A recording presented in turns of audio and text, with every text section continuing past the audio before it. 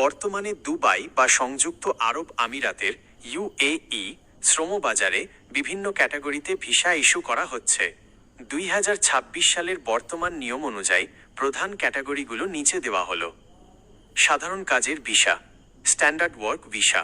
এটি সবচেয়ে সাধারণ ক্যাটাগরি, যেখানে কোনো কোম্পানি আপনাকে নিয়োগ দেয়।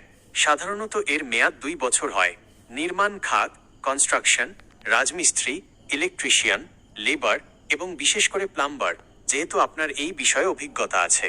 পরিষেবা খাত, ক্লিনার, সিকিউরিটি গার্ড, হোটেল ও রেস্টুরেন্ট কর্মী।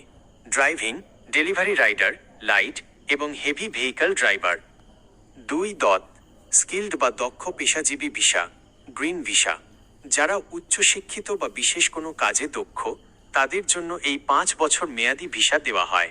এর জন্য সাধারণত কোনো স্পন্সর বা কোম্পানির প্রয়োজন হয় না।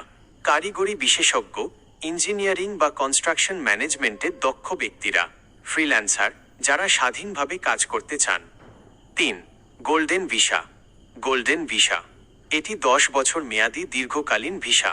এটি সাধারণত বড় বিনিয়োগকারী, ডাক্তার, বিজ্ঞানী বা অসাধারণ মেধাবীদের জন্য। 4. বিশেষায়িত ক্যাটাগরি। ঘরোয়া কর্মী, ডোমেস্টিক ওয়ার্কার্স, হাউসমেড, বাবুর্চি বা ব্যক্তিগত ড্রাইভার। টেম্পোরারি ওয়ার্ক পারমিট, কোনো নির্দিষ্ট প্রজেক্ট বা 6 মাস মেয়াদি কাজের জন্য। আপনার জন্য বিশেষ কিছু তথ্য। 2026 সাল থেকে দুবাইয়ে নতুন নির্মাণ আইন, নিউ কনস্ট্রাকশন ল কার্যকর হয়েছে।